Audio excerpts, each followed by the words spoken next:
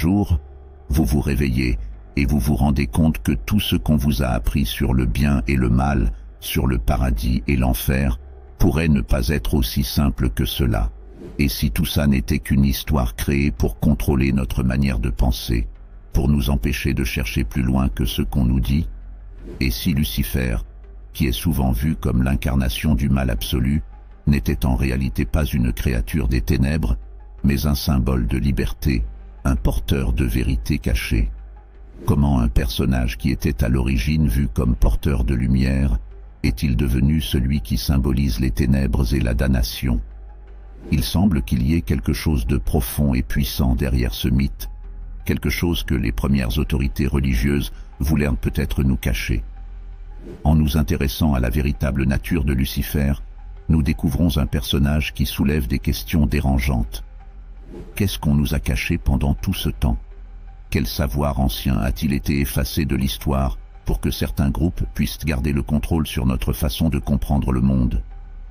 Aujourd'hui, nous ouvrons une porte longtemps fermée et partons à la découverte de ce que signifie vraiment défier l'inconnu et embrasser un savoir que l'on a banni il y a des siècles. Dans les temps anciens, le nom Lucifer n'avait pas la signification qu'il a aujourd'hui.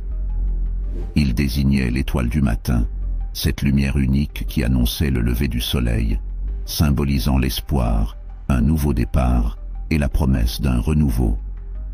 Dans de nombreuses cultures anciennes, notamment dans la mythologie romaine, Lucifer était associé à la planète Vénus, l'étoile brillante qui apparaissait avant l'aube et était considéré comme un messager de la lumière. À cette époque, Lucifer n'était pas une figure redoutée.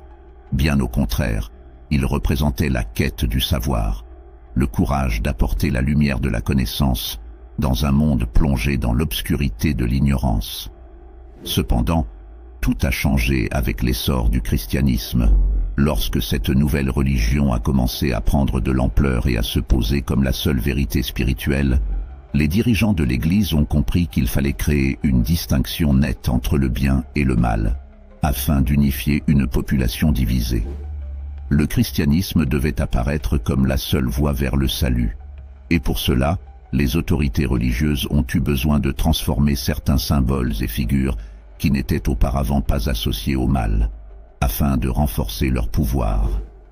C'est dans ce contexte que Lucifer, qui était autrefois un porteur de lumière, a été transformé en prince des ténèbres.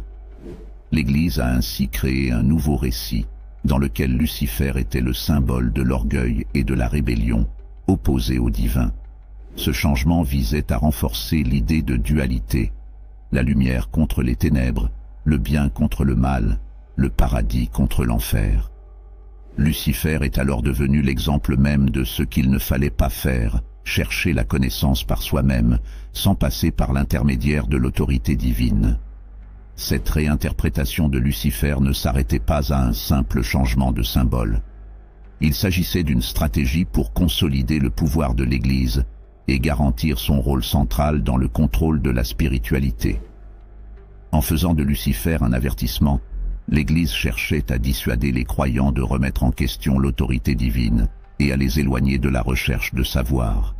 Toute curiosité intellectuelle était désormais perçue comme un danger, un acte de rébellion contre l'ordre établi. En se dressant contre Lucifer, l'Église se présentait comme la gardienne de la lumière, en mesure de guider les âmes vers le salut, et celle qui détenait le monopole de la vérité. Avec la diffusion du christianisme dans l'Empire romain, une culture complexe et diversifiée, pleine de croyances variées, se trouvait confrontée à une nouvelle réalité. Rome, avec ses dieux et ses philosophies multiples, représentait un centre de pluralité religieuse. Les premières autorités chrétiennes étaient de confronter à un défi de taille. Comment imposer une seule vision spirituelle face à une telle diversité? Pour renforcer l'autorité du christianisme, il était devenu impératif d'unifier la population sous un seul système de croyances. C'est là que le mythe de Lucifer, réimaginé comme le prince des ténèbres, a joué un rôle clé. En transformant Lucifer en une figure de rébellion, les autorités chrétiennes ont pu non seulement dissuader les croyants de chercher la vérité par eux-mêmes, mais aussi renforcer leur contrôle sur la pensée collective. La recherche du savoir et la remise en question des enseignements de l'Église sont devenus des actes de hérésie, menaçant l'ordre spirituel établi. Cette transformation de Lucifer a eu des conséquences profondes sur l'histoire spirituelle et intellectuelle de l'humanité. En effaçant ou en réécrivant les anciens mythes, l'Église a centralisé et contrôlé le savoir, l'empêchant de se diffuser au-delà de ses dogmes.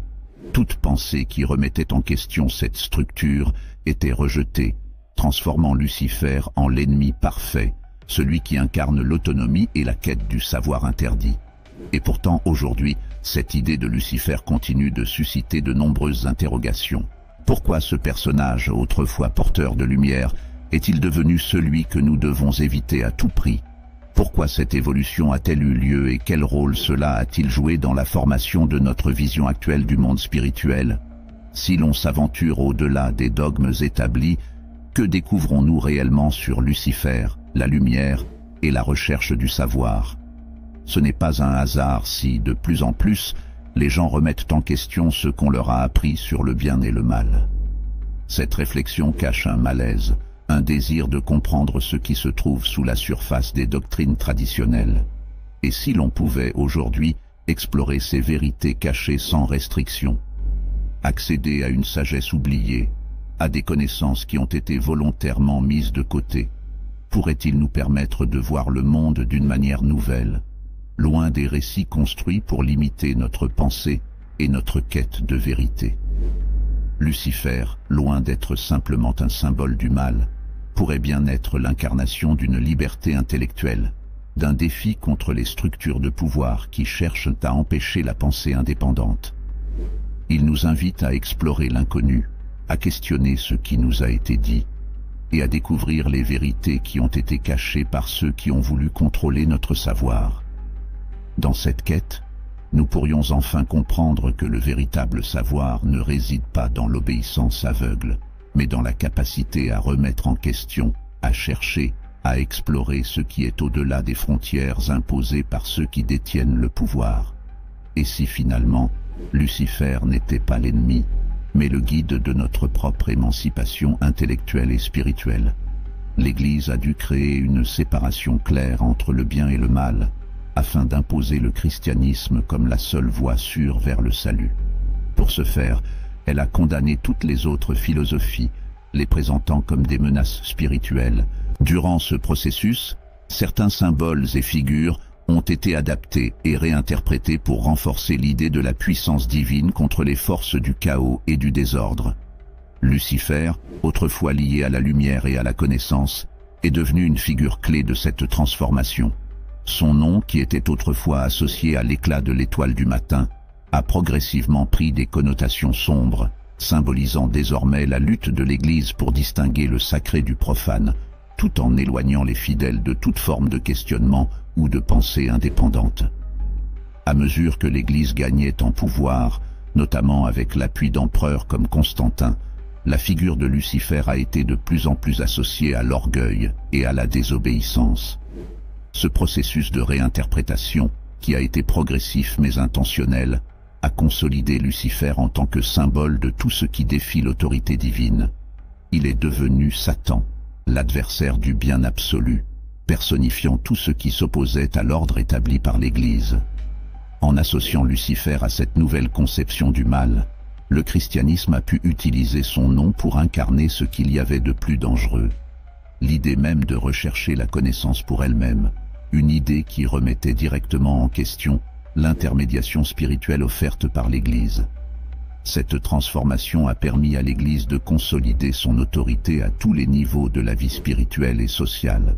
Toute idée qui encourageait la curiosité ou la remise en question des doctrines chrétiennes était perçue comme une expression du péché de Lucifer, un acte d'orgueil répréhensible. L'histoire de la rébellion et de la chute de Lucifer s'inscrivait parfaitement dans les objectifs de centralisation du pouvoir entre les mains de l'Église, qui se présentait désormais comme la seule source fiable de conseils spirituels. Le nouveau récit ne se contentait pas de rabaisser Lucifer. Il avait pour but de maintenir les masses dans un état d'obéissance et de crainte. La peur de tomber dans la même erreur que Lucifer, celle de défier le divin, était constamment renforcée. Cela a créé un environnement où l'inconnu était perçu avec suspicion et où la connaissance en dehors des doctrines chrétiennes était considérée comme dangereuse. L'histoire de Lucifer est donc devenue un outil puissant, projetant sur lui le poids d'un choix symbolique, celui qui rejetait la lumière offerte par l'Église, celui qui se rebellait contre l'ordre divin. Au fur et à mesure que le christianisme devenait la religion dominante, cette transformation de Lucifer en Satan renforçait le besoin de soumission et de conformité de ceux qui cherchaient le salut. Cela éloignait les croyants de toute tentation d'investigation ou de remise en question de ce qui leur était enseigné. Le concept du livre de Lucifer est central pour ceux qui croient que la véritable connaissance a été supprimée tout au long de l'histoire. Ce livre, souvent décrit comme un recueil d'enseignements sur la nature cachée de l'univers, est perçu comme une clé pour comprendre des vérités profondes qui ont été délibérément dissimulées par l'Église. Pour certains érudits et ésotéristes, le livre de Lucifer représente une sagesse qui remet en question les explications traditionnelles et va au-delà des doctrines établies. Il offrirait un aperçu des réalités spirituelles et existentielles qui défient les conventions. Ces savoirs interdits abordent des thèmes comme le pouvoir intérieur, le potentiel humain et la capacité d'accéder à des vérités universelles sans l'intermédiaire des institutions religieuses. L'Église, consciente de l'impact potentiel de telles idées, a pris des mesures pour interdire ce livre et le qualifier d'hérétique, le considérant comme une menace directe pour son autorité. La simple existence d'un livre qui mettait en avant la connaissance de soi et la recherche de réponses en dehors des limites imposées par la doctrine chrétienne représentait un danger que l'institution ne pouvait ignorer.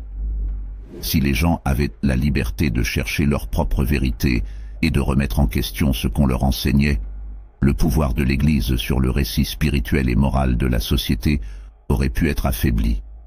Le livre de Lucifer était donc vu comme un objet dangereux, dont la lecture était perçue comme un acte de désobéissance et de rébellion.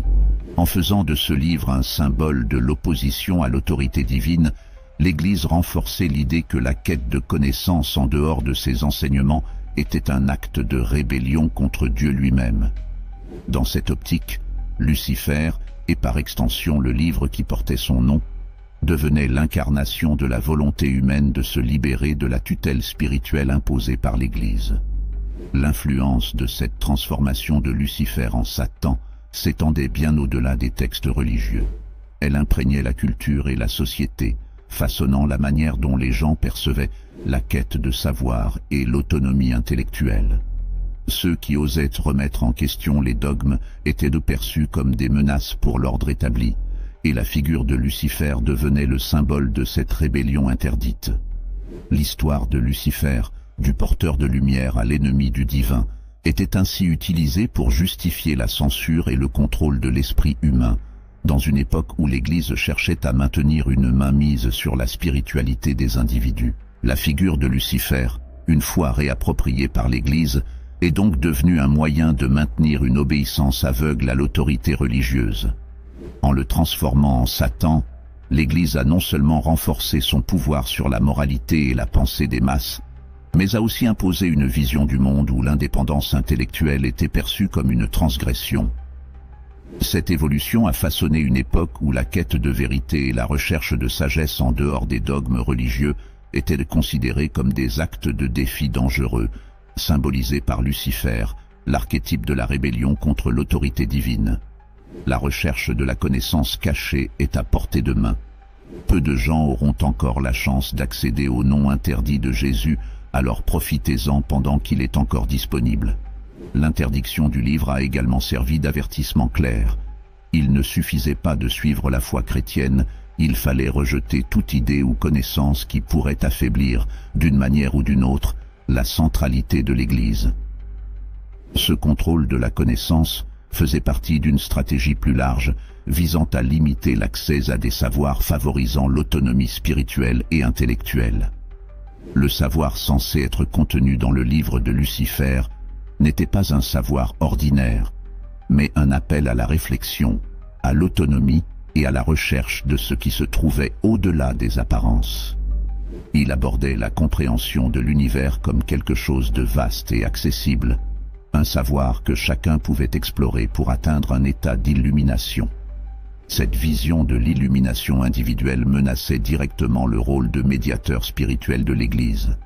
Si chaque personne pouvait atteindre par elle-même une compréhension profonde des questions spirituelles, le rôle de l'Église en tant que guide et gardienne de la vérité perdait son sens. Le livre de Lucifer n'invitait pas seulement à la recherche de la connaissance, mais promouvait l'idée que la véritable compréhension ne se limitait pas aux interprétations officielles.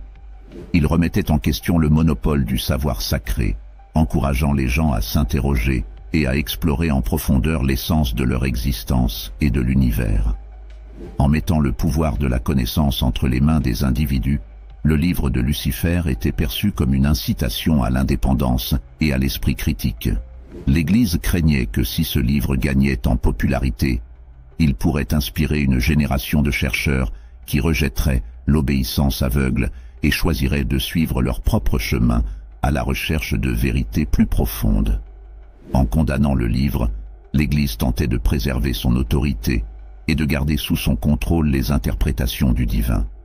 Le livre de Lucifer est ainsi devenu une tentation dangereuse, un raccourci vers la perdition, menaçant non seulement le salut individuel, mais aussi l'équilibre du pouvoir spirituel dans la société.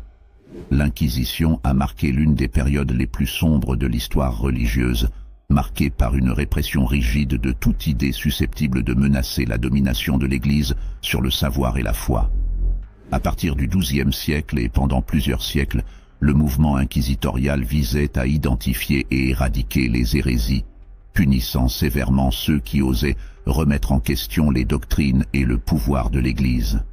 L'Inquisition ne se contentait pas de combattre les idéologies opposées, elle agissait comme une force de contrôle, veillant à ce que le savoir reste centralisé et entre les mains des autorités ecclésiastiques. Les livres et les textes considérés comme subversifs étaient confisqués et brûlés, et les idées qui ne s'alignaient pas sur les enseignements chrétiens étaient systématiquement exclues. Une figure emblématique de cette période est Giordano Bruno, un philosophe et astronome qui a remis en question la vision dominante du monde.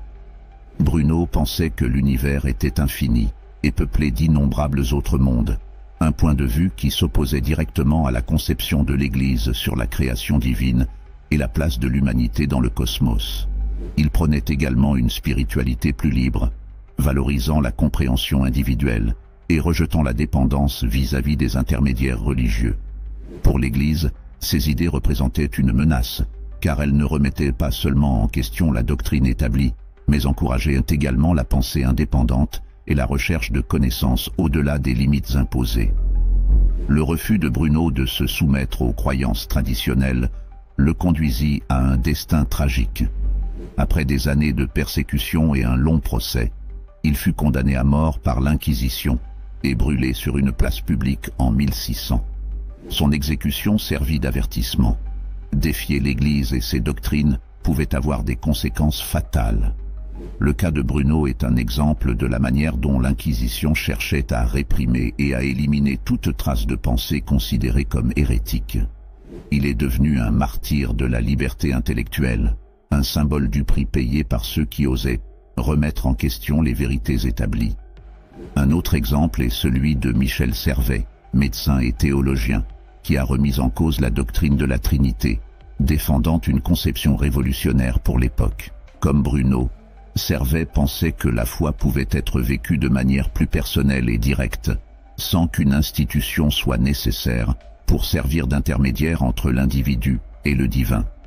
Ces idées furent considérées comme une menace, à la fois par l'Église catholique et la réforme protestante naissante. Il fut condamné à mort en 1553, et sa mort renforça l'idée que toute tentative de s'écarter des enseignements officiels serait punie de manière exemplaire. Même les scientifiques et érudits issus de milieux non religieux furent persécutés.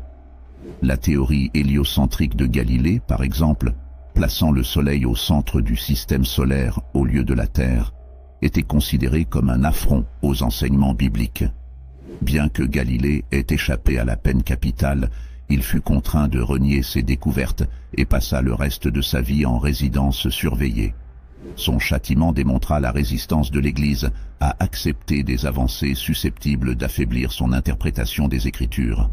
L'Inquisition n'était pas seulement une lutte contre le savoir, mais aussi une tentative de préserver le monopole spirituel de l'Église en supprimant toute vision du monde qui n'était pas approuvée par elle. Cette période sombre montre comment la peur du savoir et de la liberté de penser était une constante dans la stratégie de contrôle de l'Église, un moyen de s'assurer que les masses restent dépendantes des conseils et de l'autorité religieuse. Les flammes qui ont consumé Bruno et Servet sont symboliquement les mêmes que celles qui ont tenté d'éteindre la lumière de la curiosité humaine, en limitant la connaissance à ce que l'Église considérait comme sûr et pratique pour sa position de pouvoir. Au XIXe siècle, le philosophe allemand Friedrich Nietzsche remettait profondément en question la morale chrétienne et la vision traditionnelle de la vie et de l'univers. Pour Nietzsche, les valeurs chrétiennes d'humilité, d'obéissance et de soumission ne servaient pas à élever les êtres humains, mais à les limiter. Il voyait la morale chrétienne comme une force qui réprimait le véritable potentiel humain.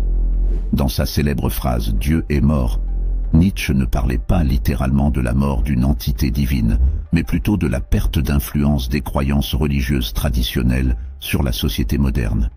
Il comprenait cette mort symbolique comme une opportunité pour les individus de prendre la responsabilité de créer leur propre sens et leurs propres valeurs, libres de toute autorité religieuse. Les restrictions imposées par les institutions religieuses ont poussé Nietzsche à mettre l'accent sur le concept de dépassement individuel et de recherche de la connaissance de soi comme moyen d'atteindre la véritable grandeur. Il défend l'idée du surhomme, Übermensch, un être libéré des chaînes de la morale conventionnelle, capable de créer sa propre morale et de suivre sa propre voie, au lieu d'accepter passivement les valeurs établies. Ce nouvel être aurait le courage de remettre en question, de se réinventer et de trouver un sens à sa propre existence. Cette vision de l'autonomie personnelle et de la transcendance est devenue un puissant point de référence pour ceux qui cherchaient une alternative à la religion traditionnelle et a influencé de nombreux mouvements philosophiques et spirituels. Des décennies plus tard, dans les années 1960, le penseur Anton LaVey fonda l'Église de Satan aux États-Unis, un mouvement qui, bien que controversé, ne vénérait pas le mal ou Satan lui-même comme divinité, mais plutôt comme un symbole de rébellion, d'individualisme et de rejet des normes imposées par la société chrétienne. Inspiré par la critique du christianisme de Nietzsche, LaVey développa une philosophie centrée sur le pouvoir de l'individu, la liberté de choix et l'autonomie. Le satanisme de l'Église de Satan prône l'idée que chacun est responsable de sa propre vie et que la recherche du plaisir, de la satisfaction et de l'épanouissement personnel ne doit pas être considérée comme un péché ou quelque chose de négatif. L'Église de Satan remet directement en question la morale chrétienne, valorisant des aspects tels que l'orgueil, l'égoïsme et le plaisir physique, des éléments traditionnellement condamnés par la doctrine chrétienne comme des péchés. Pour LaVey, il s'agit d'accepter et de célébrer ces traits humains naturels, plutôt que de les réprimer. Au lieu de la soumission et de l'humilité, le satanisme moderne encourage la connaissance de soi, l'acceptation de sa propre nature et la confrontation courageuse de ses propres désirs. Cette vision, qui place l'être humain au centre de sa propre existence, fait écho à l'appel de Nietzsche pour que l'homme prenne en main sa propre vie, libéré de l'influence des dogmes qui limitent son épanouissement. Des mouvements comme celui de LaVey ont également abordé la question de la culpabilité, une émotion que, selon eux, la religion institutionnalisée utilise pour contrôler les masses. L'Église de Satan considérait la culpabilité comme un outil de répression qui empêchait les gens de rechercher le bonheur et de réaliser leurs désirs. En rejetant l'idée de culpabilité, LaVey encourageait ses adeptes à embrasser leurs désirs et à rechercher la liberté d'être ce qu'ils sont vraiment, sans crainte de jugement ou de punition divine. Cet accent mis sur l'individualisme extrême et la recherche de la liberté émotionnelle et spirituelle représentait une rupture avec des siècles de contrôle spirituel imposés par la morale chrétienne. Dans ce contexte, Nietzsche et LaVey sont devenus les symboles d'une nouvelle façon de voir le monde, remettant en question la structure morale imposée par l'Église et célébrant l'autonomie de l'individu. Le satanisme moderne ne consiste donc pas à vénérer le mal, mais à remettre en question les normes, à rejeter les chaînes de la répression et à valoriser la capacité de chacun à définir son propre destin. En réinterprétant le symbole de Satan, Lavey créa un mouvement qui, bien que provocateur, cherche à exprimer le désir humain de s'affranchir des attentes religieuses et de vivre selon une morale créée par soi-même. Ce mouvement d'émancipation individuelle et de rupture avec la morale traditionnelle reflète également l'esprit de Nietzsche, qui voyait dans l'indépendance de pensée et le courage de remettre en cause le statu quo, la voie de la véritable liberté. Ainsi, le philosophe allemand et le fondateur de l'Église de Satan présentent tous deux des visions qui s'opposent à la doctrine de la soumission et à la condamnation des pulsions naturelles de l'être humain, proposant une vie où le pouvoir réside dans l'individu lui-même et non dans une autorité divine. Lucifer, réimaginé en tant qu'archétype de l'illumination et de la résistance, prend une signification qui va au-delà de la simple personnification du mal. Plutôt qu'un symbole de ténèbres, il représente le courage de remettre en question ce qui est imposé et la détermination à rechercher la connaissance, même lorsqu'elle est interdite. Cette figure qui défie les normes établies fait écho à la philosophie gnostique, qui défendait l'idée que la véritable illumination ne peut être atteinte par le biais d'institutions ou de dogmes rigides, mais plutôt par l'exploration personnelle et la révélation de vérités cachées. Pour les gnostiques, la connaissance, ou gnose, était une force libératrice qui permettait à chacun d'échapper aux illusions de la réalité matérielle et aux limites imposées par l'autorité religieuse. Cette conception entre en résonance avec le symbolisme de Lucifer, qui inspire ceux qui osent voir au-delà des apparences et qui rejettent l'obéissance aveugle. Il devient ainsi une puissante métaphore de la quête sans fin de la sagesse et de la liberté spirituelle, incitant à la réflexion sur le pouvoir de l'individu à construire son propre chemin de découverte et d'autonomie.